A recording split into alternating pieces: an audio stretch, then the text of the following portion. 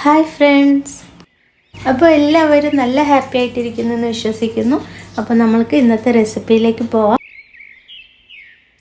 ഇന്ന് നമ്മൾ ചെയ്യുന്നത് ഒരു ടൊമാറ്റോ റോസ്റ്റിൻ്റെ റെസിപ്പിയാണ്. ഇത് വളരെ സിമ്പിളായിട്ട് ഉണ്ടാക്കിയെടുക്കാൻ പറ്റുന്നൊരു റെസിപ്പിയാണ് കേട്ടോ.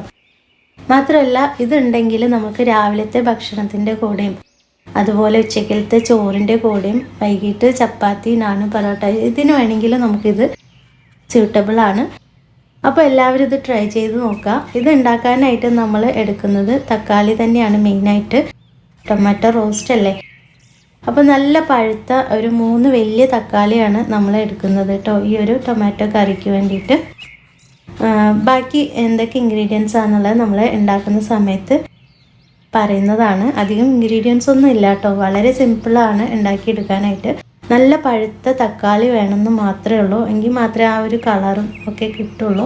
അപ്പോൾ നമുക്ക് വീഡിയോയിലോട്ട് പോവാം. അപ്പോൾ ആദ്യം തന്നെ ഒരു പാൻ ചൂടാക്കി എടുക്കുക. ഇതിലേക്ക് നമുക്ക് കുറച്ച് ഓയിൽ ഒഴിച്ചു കൊടുക്കാം.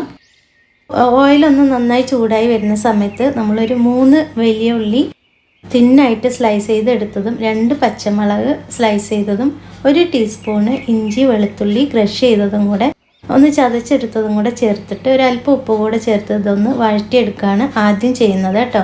അപ്പോൾ ഇതൊന്ന് നന്നായിട്ട് വഴന്നു വരുന്ന സമയത്ത് ഇതിലേക്ക് നമ്മൾ കുറച്ച് ഒരു 1/2 ടീസ്പൂൺ കുരുമുളക് പൊടി ചേർക്കുന്നുണ്ട്, 1/2 ടീസ്പൂൺ മഞ്ഞൾപ്പൊടി, 1.5 teaspoon Kashmiri red chilli powder, ഒരു 1/4 ടീസ്പൂണോളം പെരിഞ്ജീരകം പൊടിച്ചതും കൂടെ നമ്മളിതിലേക്ക് ചേർക്കുന്നുണ്ട്. അപ്പോൾ ഇതുകൂടെ ചേർത്തിട്ട് സിമ്മിലിട്ടിട്ട് ഈ ഒരു പൊടിയുടെയൊക്കെ പച്ചമണം മാറുന്നത് വരെ ഒന്ന് വഴറ്റിയെടുക്കുക. അപ്പോൾ പൊടികളുടെയൊക്കെ ആ പച്ചമണം ഒന്ന് മാറുന്ന സമയത്ത് നമ്മൾക്ക് ഇതിലേക്ക് നമ്മൾ നേരത്തെ എടുത്തു വെച്ചിട്ടുള്ള 3 വലിയ തക്കാളി സ്ലൈസ് ചെയ്ത് എടുത്തതാണ്, അതുകൂടെ ചേർത്ത് കൊടുക്കാം. അതോടൊപ്പം തന്നെ കുറച്ച് മല്ലിയില കൂടെ ചേർത്ത് ഇതൊന്ന് നന്നായിട്ട് വഴറ്റിയെടുക്കാം. ഇനി ഇത് കുറച്ച് സമയം നമ്മളിതൊന്ന് അടച്ചു വെക്കണം. അപ്പോൾ അടച്ചു വെക്കുമ്പോൾ 1-2 വട്ടം ഇടയ്ക്ക് തുറന്നൊന്ന് ഇളക്കി കൊടുക്കാൻ ശ്രദ്ധിക്കണം.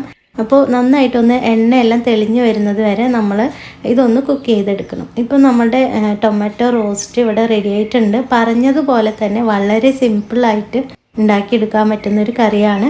നല്ല ടേസ്റ്റും ആണ് കേട്ടോ. ഇതിൽ ഗരം മസാല ഒന്നും വേറെ ഒരു ഇതും ചേർത്തിട്ടില്ല. അപ്പോൾ അതൊക്കെ ഓപ്ഷണലാണ്, അത് വേണമെങ്കിൽ മാത്രം ചേർക്കുക, അതിൻ്റെ ആവശ്യമില്ല. ഇങ്ങനെ തന്നെ നല്ല ബ്രേക്ക്ഫാസ്റ്റിൻ്റെ കൂടെ, ദോശയുടെ ഇഡ്ഡലിൻ്റെ കൂടെ ഒക്കെ കഴിക്കാൻ നല്ല ടേസ്റ്റാണ്. അതോടൊപ്പം തന്നെ ചോറ് കഴിക്കാനും നല്ല ടേസ്റ്റാണ്.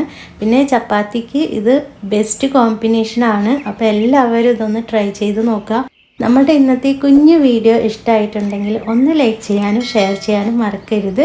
അതോടൊപ്പം തന്നെ നമ്മുടെ ഈ ചാനൽ ആദ്യമായിട്ടാണ് കാണുന്നതെങ്കിൽ ഒന്ന് സബ്സ്ക്രൈബ് ചെയ്ത് സപ്പോർട്ട് ചെയ്യണേ.